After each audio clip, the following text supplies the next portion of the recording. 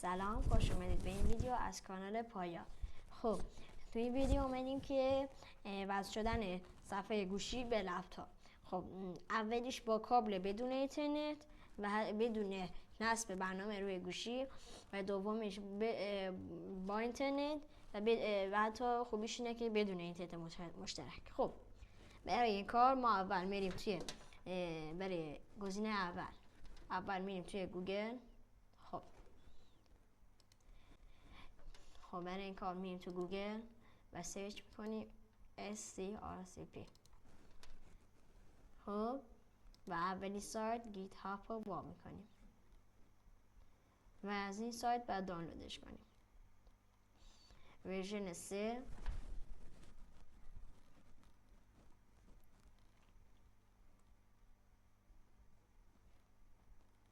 خب اینجا همه پیش نیازها رو نوشته. خب اینجا نسخه لینوکس، ویندوز و مک او اس داره. ما ویندوزش رو نصب میکنیم چون من قبلا نصب کردم، دیگه این کار نمیکنم. اینجا هم میتونید نسخه 32 بیتی هم 64 بیتیشو نصب کنید. خب من این کار نمیکنم چون قبلا نصب کردم. خب حالا میریم سراغ ببینیم که چطور کار میکنه. خب برای این کار باید بریم توی جایی که ذخیره‌اش کردیم. من اینجا ذخیره‌اش کردم. خب اینجاست. حالا یه کاری باید رو گوشی هم بکنیم. خب بریم رو گوشی. خب برای که وصل بشیم اول میریم تو قسمت تنظیمات، درباره گوشی چند بار روی میای میزنیم تا بنویسه شما الان یک برنامه نویس هستی، چون من قبلا این کار کردم دیگه نمی نویسه. برای که بنویسه نه اینجا اینو خاموش میکنم. خب میریم تو قسمت تنظیمات، درباره گوشی چند بار روی میای میزنیم تا بنویسه شما اکنون یک برنامه نویس هستید. خب حالا میریم تو پایین قسمت تنظیمات بیشتر و میریم توی پایین‌تر گزینه‌های توسعه دهنده. اینجا میریم که دوباره روشن شده. خب اینجا باید اشکال زدای USB یا USB دیباگینگ رو فعال کنیم. خب صبر میکنیم. خب و اینجا اشکال زدای USB تنظیمات امنیت رو هم فعال میکنیم و حالا کابل رو میتونیم وصل به گوشی کنیم. خب اینجا انتقال فایل و حالا اینجا SCRCP رو میزنیم. اینو نشونمون میده و حالا وصل شد و میتونیم که با موس هم کنترلش کنیم. خوبی که داره اینه کاملا با موس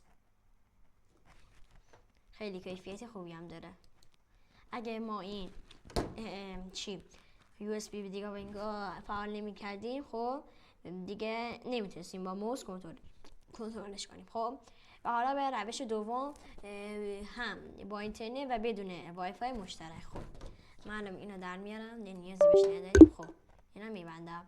خب برای این کار باید بریم تو اینی دیسک که رو هر دو باید داشته باشیم. خب برای این کار آدرسی که روی گوشیمون هست رو باید بنویسیم. اینجا 1811 و اینجا بنویسیم 1811 712 و 665. اینو که بنویسیم چون من قبلا این کارو کردم اینجا میاره برام. اینو که بنویسیم اینو بزنیم خب یه پیامی رو گوشیمون میاد. ما اینو اکسپتش کنیم. حالا گوشی من نمیذاره که با موس کنترلش کنم ولی بعضیا میذاره. خب اکسپت رو میزنم. اکنون شروع کنید. خب الان میبینید روی گوشیم اومد ولی نمیتونم کنترلش کنم. خب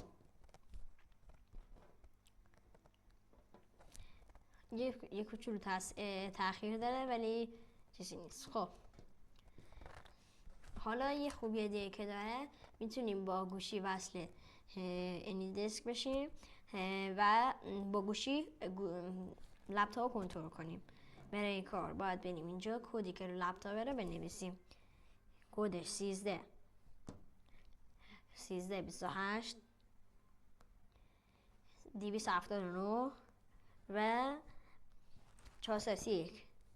اینو که بنویسیم اینو بعد میزنیم. خب به این کار نداشته باشیم. خب اینجا یه پیامی روی لپتاپ میاد. خب حالا اینجا اکست رو میزنیم، میبینیم که وصل شده و حتی با گوشی میتونیم کنترلش کنیم.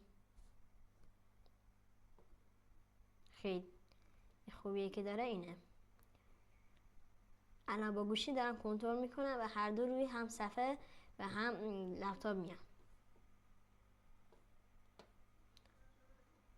خب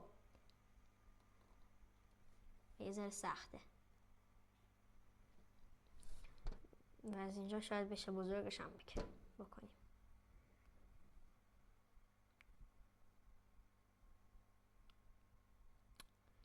خب ممنون که تا اینجا همراه من بودید. اگه این ویدیو بهتون کارساز بود حتما ما رو لایک کنید و ساب فراموش نشه. هر ویدیویی که تازه میذاریم براتون همون موقع بیاد. خب ممنون، خداحافظ.